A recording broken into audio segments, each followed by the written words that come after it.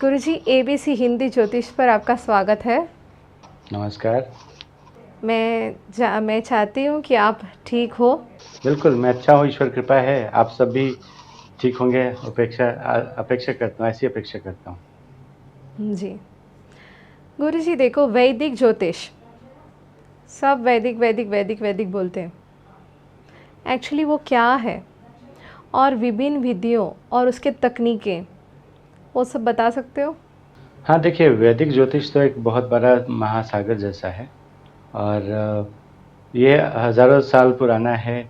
अलग-अलग ऋषि मुनियों ने अलग-अलग प्रकार के तकनीक बताए हैं, जिसके आधार पे हम लोगों के भविष्य को बता सकते हैं। हम देश के भविष्य के, राजा के भविष्य को जान सकते हैं, समाज के भविष्य को देख सकते हैं। मौसम कैसा रहेगा वो भी बताया जा सकता है।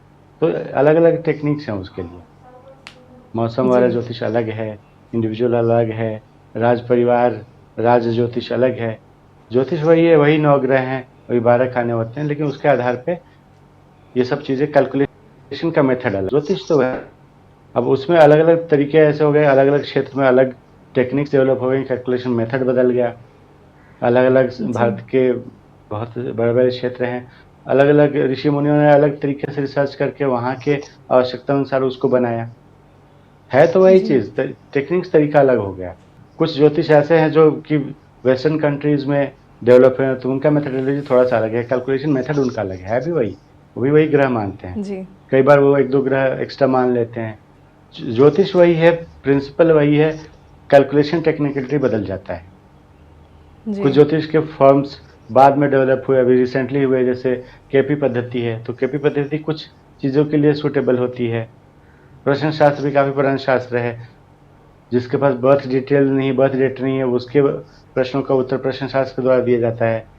या कोई सामान जी चोरी हो गया, कोई चीज़ मिल नहीं रही, कोई चीज़ होगा कि नहीं होगा पता करना है, एक ही क्वेश्चन है, टू द पॉइंट, तो उसमें प्रश्न शास्त्र का अच्छा उपयोग होता है।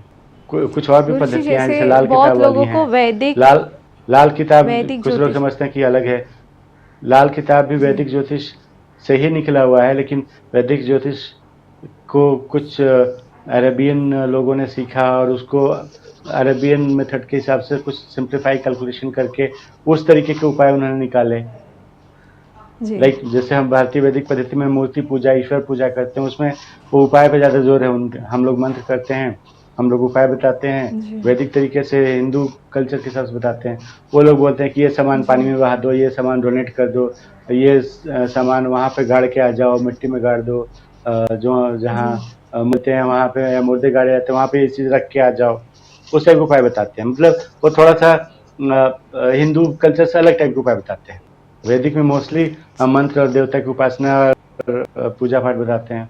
वैदिक ज्योतिष, वो एक नाम बहुत लोग जानते हैं, लेकिन वो क्या है वो पता नहीं।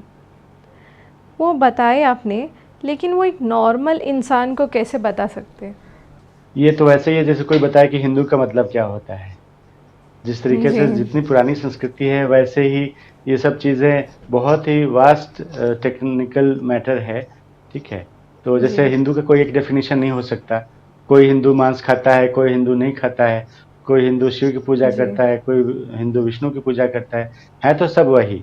जी रास्ते अलग-अलग हैं, गोल उद्देश्य वही है, फाइनल जो टेक्निक है वही है, ईश्वर को प्राप्त करना। तो वैदिक ज्योतिष भी ऐसे ही है, अलग-अलग क्षेत्र में अलग-अलग टेक्निक्स डेवलप हुए, अलग-अलग मेथड हो सकते हैं। हज़ारों साल की का समाज है, परंपरा है, विधियाँ हैं, तो अलग-अलग लोग, हर एक व्यक्ति जी सत्य ढूँढने का अपना अपना तरीका ढूँढता है।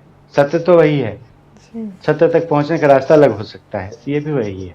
जी गुरुजी, देखो, उनके विभिन्न विधियों और तकनीकें, वो सब क्या है?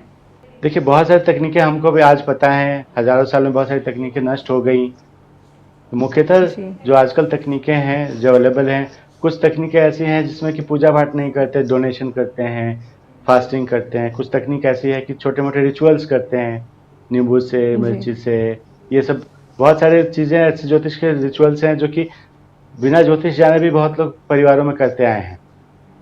जी जैसे नज़र उतार देना, कुछ टोना-टोटका करना, यात्रा से पहले कुछ चीज़ें लेके चलना, राइट?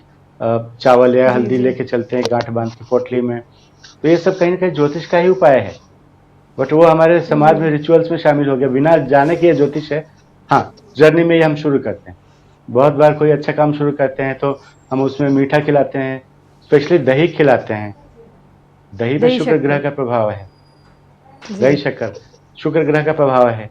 तो शुक्र जो जी लग्जरी के ग्रह हैं, संपन्नता के ग्रह हैं, तो कहीं ना कहीं वो शुक्र ग्रह को एक्टिवेट कर रहे हैं वो चीज़ करके। तो ये जनरल थंब रूल हो गया।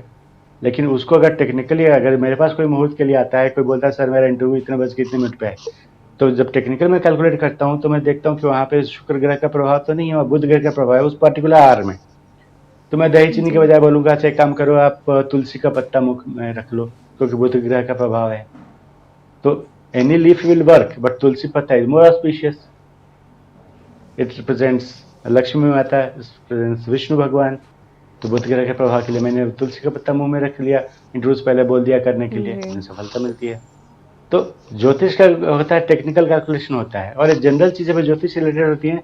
कॉमन मैन इतना टेक्निकलिटी नहीं जानता। वो अब कॉमन मैन तो नहीं पता जी लगा सकता कि अभी जो हम बात कर रहे हैं कौन से ग्रह के प्रभाव हम बात कर रहे हैं। तो जनरल देखा जाता है चलो शुक्र ग्रह का प्रभाव अच्छा करेगा। बहुत बार लोग बहुत से काम, शुभ काम गुरुवार को शुरू करते हैं, थर्सडे को शुरू कर देते हैं। तो जी जनरली गुरु ग्रह जो हैं वे शुभ ग्रह माने जाते हैं। तो technically they are right up to some extent. लेकिन किसी जी गुरुवार को उस पर्टिकुलर टाइम में गुरु के अलावा और भी किसी ग्रह का भी असर हो सकता है। जी गुरुवार को 24 आवर्स के लिए एक ही ग्रह का असर नहीं होता। एवरी आवर ग्रहों का असर बदलता रहता है। कुछ कैलकुलेशन से जी एवरी 2 आवर्स ग्रहों का असर बदलता रहता है। तो 3 या 4 कैलकुलेशन पैरेलली चल रहे होते हैं एट अ सिंगल मोमेंट। तो उसमें जी से बेस्ट स्लॉट देखा जाता है कि किस मोमेंट में। कई बार ऐसे भी एक टाइम में 2 अच्छे ग्रह काम कर रहे होते हैं, एक बुरा ग्रह काम कर रहा होता है। 2 अच्छा मुहूर्त चल रहा होता जी है, एक तीसरा बुरा मुहूर्त भी चल रहा होता है। तो कभी न कभी कैलकुलेशन में देखा जाता है कि कौन-कौन से ऐसा स्लॉट्स हैं जिसमें कोई भी बुरा इफ़ेक्ट ना हो, वो टाइम अच्छा मुहूर्त दिया जाता जी है। अगेन मुहूर्त में भी देखा जाता है कि कुछ काम करने के लिए कुछ मुहूर्त अच्छे होते हैं, कुछ काम करने के लिए बुरे जी ग्रह का मुहूर्त ही अच्छा होता है। जो फाइटिंग जी करना है, एग्रेसिव काम है, कुछ बुरे ग्रह का मुहूर्त ही अच्छा होता है। तो उस जी टाइम में अगर सॉफ्ट सौम्य ग्रह का मुहूर्त लेंगे तो काम में सफलता नहीं मिलेगी जहाँ एग्रेशन चाहिए। अगर कोर्ट केस करना है और अच्छे ग्रह के काम में करेंगे तो सफलता नहीं मिलेगी आपको, क्योंकि court case is not a good thing, वहाँ फाइट होता है। तो फाइट के लिए जी you have to go for aggressive planets का इफेक्ट देखा जाता है। तो इस तरीके से कैलकुलेशंस होता है, बिल्कुल टेक्निकल कैलकुलेशन होता है। कई बार डिलेमा भी होता है उस कैलकुलेशन में। एक टाइम अपोजिट नेचर के ग्रहों का प्रभाव होता है, तो अगेन वही तो ज्योतिष का ज्ञान होता है। गुरु से सीखता है कि इस कंडीशन में टाई होता है तो क्या करें।